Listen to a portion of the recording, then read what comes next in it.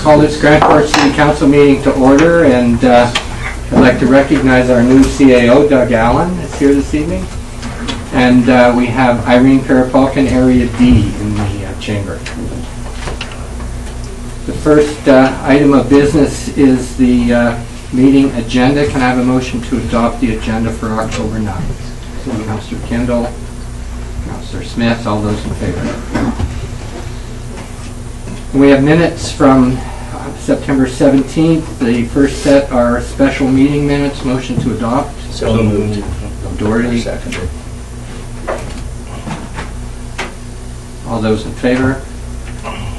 And the second is the regular meeting minutes. Motion to adopt.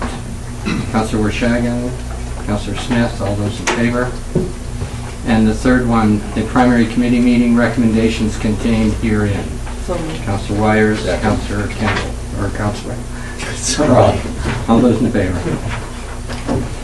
And our first presentation this evening is a delegation from the Basin Alliance for Literacy, and Sheila Dobie is here to present on the CBAL. CBAL, yeah, Columbia Basin Alliance for Literacy. One of the rare opportunities the boundary gets in receiving Columbia Basin Trust funding indirectly. I can certainly go into the details about that at any time if anyone wants to talk about it. But I am happy tonight to thank you first and foremost for all of you who have been able to identify yourself on the schedule for tomorrow. Reach a Reader campaign tomorrow from 11 to 5. Thank you, Brian, for your regrets. I understand. Gary, there's still an opportunity. If you would like to, there is an opportunity. Just let me know and I can show you the schedule. Okay, so we've got Border Bruins lined up. This is a literacy fundraising campaign for our community literacy programs. Everything that we raise tomorrow will go directly into our fundraising program. But that's not all that I've come here to talk about, okay? I've also come here to talk about inviting Council to be a part of our Community Literacy Advisory Committee. That is CBAL's basic support system with community literacy advisory participants within the process of identifying what we would like to see happen in literacy in our community. This is a structure that that meets 3 times a year. It's not a huge money or no money commitment, not a huge time commitment. And one of the key pieces of work that this committee does is a district literacy plan. And this year we are doing a whole blue sky presentation, blue sky event that we're inviting a number of community members in to be involved in. And I think this would be a tremendous opportunity for the city to take, once again, a little bit more presence in a community process. And that district literacy plan is a document that guides literacy initiatives on a whole bunch of different levels throughout the community for anywhere from 3 to 5 years. So it's a great opportunity to really pull in some new ideas that could have real impacts in economic development, well-being of our citizens, and fundamentally the foundation of community and adult programming that really assists all of our citizens. So I think it would be very, very appropriate to see Council as a part of this, at least a part of this community process in the spring, but ideally a part of our regular advisory committee that meets 3 times a year. So you're looking for an individual to be a representative from Council to this? I am. I'm interested in a delegate. Yes. Councillor Krog, you're volunteering? Yeah. Fantastic. Great. Yeah. Fantastic. So I will add you to the list. We have already had our fall meeting. Our next meeting is in January. Okay. But I will fill you in more tomorrow. Okay. Yeah. And actually I've got a really great document on guidelines around community literacy that I think would be very, very interesting for you. Now, before I leave, I've got your attention now. I want to acknowledge, first of all, the city's already existing relationship to literacy through our library. This is hugely important, and I really appreciate that in a great deal, that the city and our regional district collaborate beautifully on this initiative in our community. And there is more that can be done at that leadership level, and I want to put some bugs into your ear about the idea of the concept of plain language communication to our constituents. How effective and accessible is our material to people at all levels of reading capacity? Are we taking a plain language screen and scan on the documents that we put out to our community to read and to absorb communications about our community? Something to think about. Plain language is a concept, and it's an analysis that we can do on our documents. And space. Does the city have space that it could offer community literacy programming? This is something that has been done in other communities. Your counterpart in Nelson has offered city space for community literacy programming, and it's become a hub for community literacy with drop-ins, ESL classes, family programs, adult programs. So it's also another consideration that as you and I start to develop our relationship at the community level, I'm sure we'll find some other ways that the city can participate as a partner in community literacy. So that's my bug in your ear. I'll see you all tomorrow, and some of you tomorrow. And is there any questions at all about CBAL or? Councillor Kendall. Just, wondering if I can speak to you about my scheduled time for tomorrow. Yes. Whether that's after the meeting or... I'm probably going to leave after the fall fair discussion, but I would be happy to discuss that. Yeah, well, if I can just reschedule it for later in the day. I think it was at 11 I had originally... we have an opening at 3:30. That would be great. Okay, you are now at 3:30. Okay, that's great. Thanks. Good. Now I have No prior time. commitments, yeah. No worries. Thanks for And your we're scheduled consideration. for 11. And Mr. Doherty, yes, you're at 11 at Overweighting. Yeah. And you're at Jogas. Jogas? Yeah. Great. And I'm at Jogas, 2 And o'clock. Cher, you are, Okay. Jogas. yes, 2 o'clock. Councillor Wires, pardon me. You are at 2 o'clock at Jogas. All right, everyone else good? Okay. All right, we'll see you all, some of you tomorrow, and thank you very much, and welcome, Neil, to the community literacy process. And Councillor Krog, I understand what she's asking is that we look at city facilities that might be used. I don't think this building's going to lend itself well, but we do have other facilities around town and Oh, yeah. owned other Yeah, that buildings. would be. Yeah, good luck with that. I'll back you up if you need to back up. All right.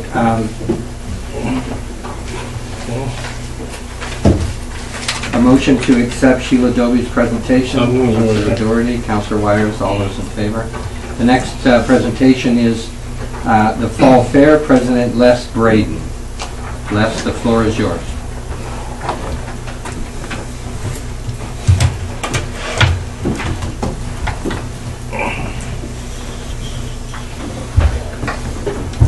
Thank you, Mayor Taylor and Council, for accepting this.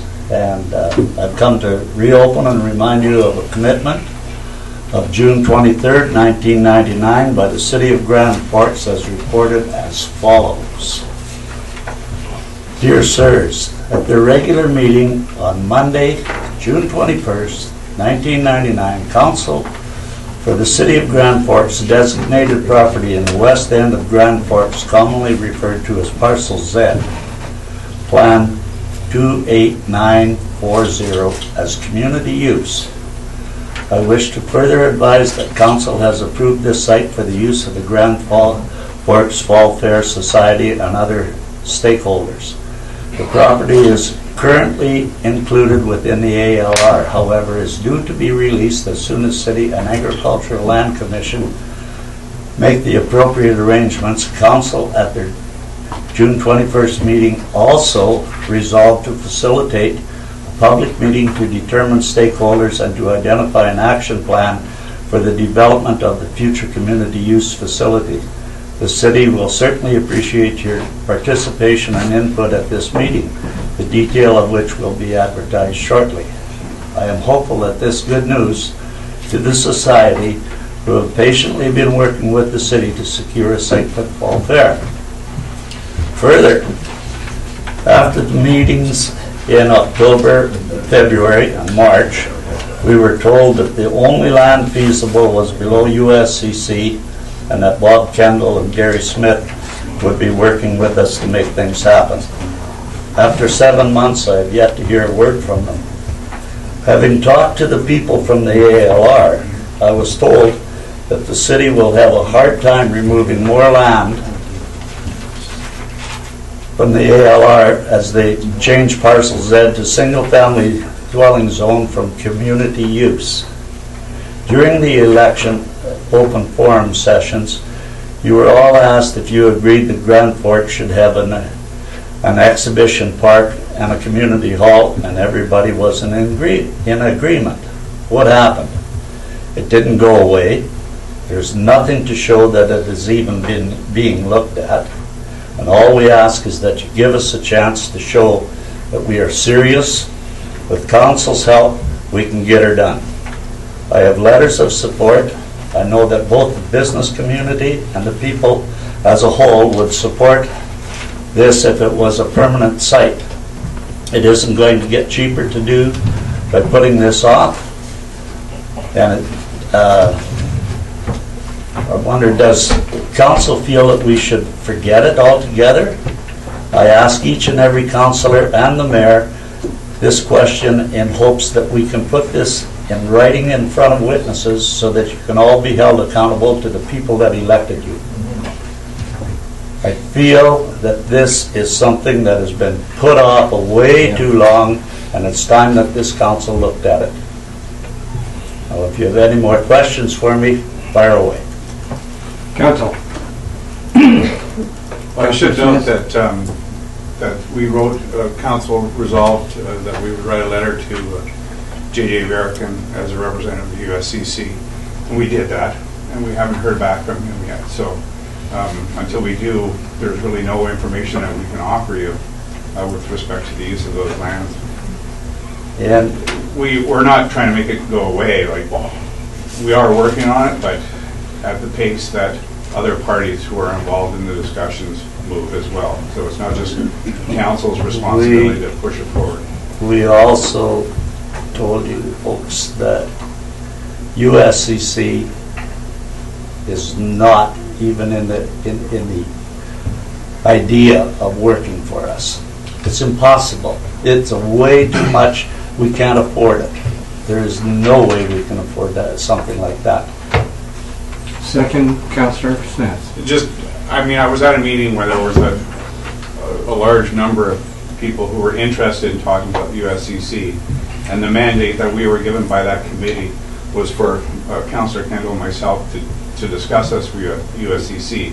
If you guys have changed your mind on that, that's something you have to let us know too, so that we're not chasing avenues that we don't need to be bothered looking at. Right. And in our presentation, we're looking at 3 different parcels for a permanent home. One is Sugimoto property. That portion of parcel Z south of 68th Avenue, or 3.5 acres west of Bartlett Park. Councillor Wershagen. Yes, thank you. You and I have spoken on many occasions, and you should be aware that I am fully in support of finding a home for the Fall Fair. In regards of your 3 proposals, or suggestions, I guess it would be, when it comes to the Sugimoto field, the city does not own that property, so I personally can't comment on that. In regards to Dick Bartlett property, I don't see that as a fit. However, personally, from my point of view, I don't see Parcel Z as a bad fit. But the questions I have are in regards to how much land does the Fall Fair need? What kind of agreement would the Fall Fair and the city be looking at? In other words, what I would like to see before I agreed or made a motion of any sort to say, here's a piece of land for the Fall Fair, is to have a business case of some sort from the Fall Fair saying, what are you looking to put on the property? How much property do you need? What is your time frame? How are you going to fund it? What do you need from the city? Whether it be putting up poles, putting up fencing, permanent structures, however it may be, just so I have a better idea. I have no problem getting land over personally. It's just a matter of how much land, what piece of that land, if not all of the land, what would the cost be to the city, obviously the land would be nothing for the most part, maybe subdivision costs, but how does the agreement work? What is the Fall Fair going to put up? What are you looking for the city to put up? I'm presenting that to us, as opposed to just saying, give us a piece of land. If you could present that to me, I'm more than willing to agree with it, and you might be able to have a better response from everybody else at the council table too, if you're able to present a business case to us. Okay. So, in other words, you want us to, I don't want this to be the same thing that happened in February, where we turn around and go to a bunch of work trying to find something, and then all of a sudden we're stalemated and slapped right off the get-go saying the only place that's suitable is the USCC. That is not suitable for the simple fact that USCC does not want any permanent buildings down there. Councillor Wires, excuse me, one rebuttal, and then Councillor Wires. Sorry. Yeah, just to finish off that thought, I'm in the same boat as you. I don't think the USCC property is the fit that you're looking for. You and I have spoken about that. And I can't speak for the rest of the council, but if I was presented with that, I could guarantee you, I could promise you that you would have an answer for me for sure. It would not be a stalemate. Okay. But Councillor Wires. Thank you, Your Worship. Les and the Fall Fair Committee, the work you do in this community with your Fall Fair is exceptional. And the question, I support Michael's stand. Do we owe you a piece of property? Well, 1999, I wasn't here. We can argue it back and forth. Right. What I wanted to see was, who are your partners? Because for a fall fair, for 3 days of one weekend, how are you going to financially sustain it?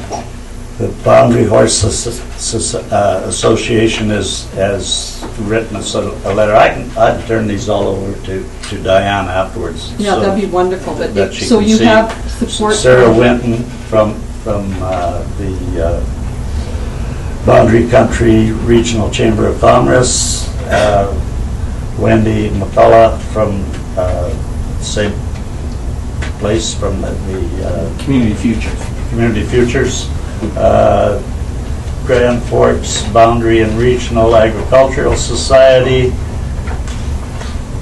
the Boundary Bandit Car Club, the Alps. I've got a whole bunch of names here of people that have signed saying that. So are these all organizations that want to participate in using the property so that it's usable right, for yeah, 12 so that months it's of the year? No, I don't see the point to having a one weekend place. Right. I agree. definitely believe in one of the first things after it's fenced is to build a community center. It doesn't have to be something that's $8 million. It just has to be something that is functional for Well, I have to agree lots with you of there. different places. I've heard community center for many years here, so I rationalize with you. I too would like to see how, today it is expensive to put these projects together. Right. And I've worked with your organization as a volunteer, Yes. and I know it's tight, and you depend a lot on the volunteers. What I need to see is a business plan with these organizations all coming together and how they're all going to participate and make it work so that it's not financially burdened on the citizens of Grand Forks as taxpayers, but that you have the comfort zone that you can move forward with the project in good Right. faith as well. Yeah. So that's where I stand. Thank you, Councillor. Further, Council?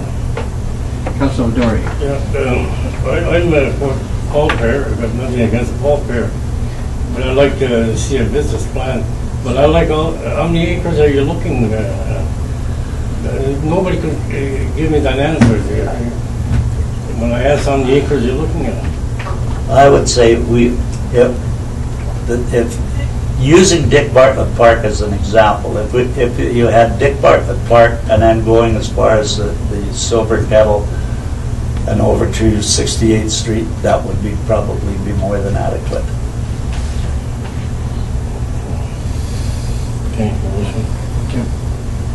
Further, Councillor Kendall, then Councillor Smith, then Councillor Crog.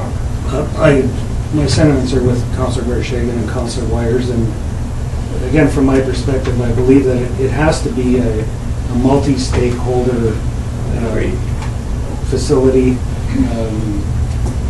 Part of Parcel Z may be compatible with that. There are other issues that would have to be discussed with the city, but I think it also has to be looked at as a, Area D would have to have some involvement along with the city, and it has to be all of us, working together with a viable plan that we can see, the financial consequences of making the decision, and that I think is the key issue there. But the key issue is, first of all, is that you have to have something to start off with. Nobody is going to invest, or nobody is going to be interested in even climbing on board until you finally end up saying, okay, the city says, okay, we will give you a piece of land. And to give somebody a piece of land, not with a lease, but with so that they have it so that it doesn't get sold out from underneath them like it's happened before in the past. Before Councillor Smith, yes, it was reversed 6 months later by the next council, the Parcel Z decision. In late November, early December, I believe, of that 1999. Right. Councillor Smith. Well, I would hope that, in building a business case too, that would help you define exactly what kind of area you need too. Because is it going to be 55 acres or 5 or 3.5 or whatever? So I think part of the functions that will be going on there will kind of determine how much land you're going to need. So I think that's a good case for a business case for sure. Yes. Councillor Crog. Yeah, I concur with the other members of council. Couple of things. A question first. You mentioned, were you talking just the size of Dick Bartlett over to Silver Kettle up to 68th, or were you talking about the one proposal, which was the land next to Dick Bartlett? And were you thinking you needed enough land that you would change anything on Dick Bartlett, or just use it like we have been using it in the past? But yeah, it would have to be changed a little bit right now in order to really make it viable, because the power situation and the water situation are two things that when you have vendors coming in, that you have to be able to supply these people with this.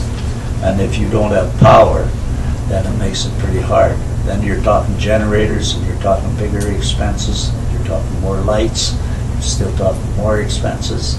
To rent these things aren't cheap. So they would have to be put in so that people could make use of them. I think that to have a stage, or not, maybe not a stage so much as a part of a concert or something, so that there is a stage that would be permanent there for entertainment. Rock Creek doesn't seem to have a problem putting chairs out for the entertainment that they have during the day, and that something along that line would be ideal to be able to have outdoor concerts at. Councillor Crog? Yeah, okay, so that answered my question, thank you. Just a comment, I guess, from what you said earlier, that it's hard to get anybody to step forward unless you've given them the land first. You referred back to 1999 and Parcel Z, and the idea behind that was a multi-use facility. Right. And I think everybody at this table agrees with it, and probably everybody in the community, and that's the community as a whole, agrees with a multi-use. What happened there, and one of the reasons it was reversed, is they said the land was available, the groups all got together, and then they fell apart. Right? And I guess I don't know if they were trying to build a business case or everybody was just bringing their wish list, but it went from here's something that's feasible to everything. Everything blown out of proportion. Yeah. That's what I'm trying to say, is that that's the last thing that we want. And people people got to understand that when you only have 7,000, whatever it is per population, you can't afford an $8 million project. Nobody can. And you're not going to get funding for anything like that. So it's got to be something that is absolutely within the realm of most people's idea, and not some grandiose idea of somebody who thinks that they can pull something like that off, because it'll never ever fly. And that goes back to what Councillor Verschagen was talking about, the business case.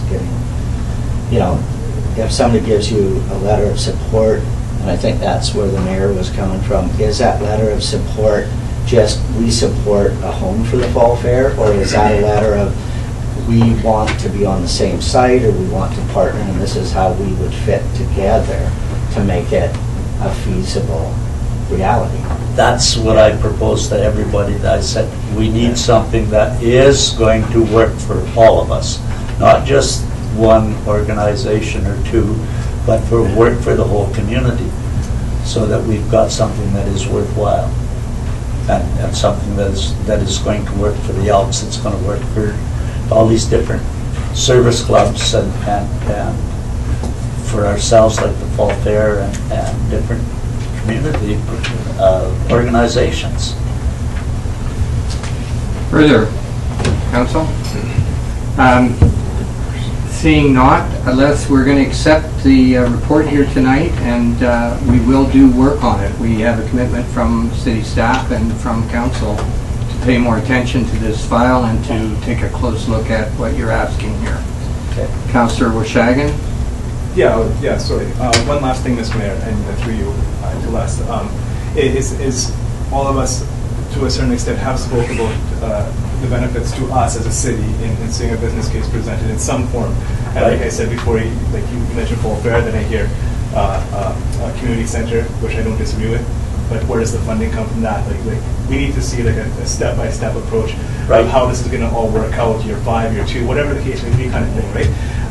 The one thing I haven't heard is do we expect to see this from the Fall Fair group, or are we at a stalemate? No. I'll start working on this, because I firmly believe in it, and it's like anything else. It starts with one step, and this was the first step. Now the second one is to get everybody together and see just how much commitment people are prepared to put forth, and go from there. Excellent. And let me just, I haven't had a chance to say it, but I do thank you and your volunteers and the groups involved for their hard work and their commitment to this community. Thank you. Councillor Smith? And certainly in the spirit of wanting to work with you, if there are questions you have about what council is looking for in terms of business case, I think there's a few of us, myself certainly, that would be more than willing to sit down with you and talk that through. Super. That works for me. Thank you, Mr. Braden. Excellent job on the Fall Fair this year. That was a real success, and I hope this comes through too. Thank you. And a motion to accept the report, Councillor Doherty, Councillor Smith, all those in favor. Okay, Councillor.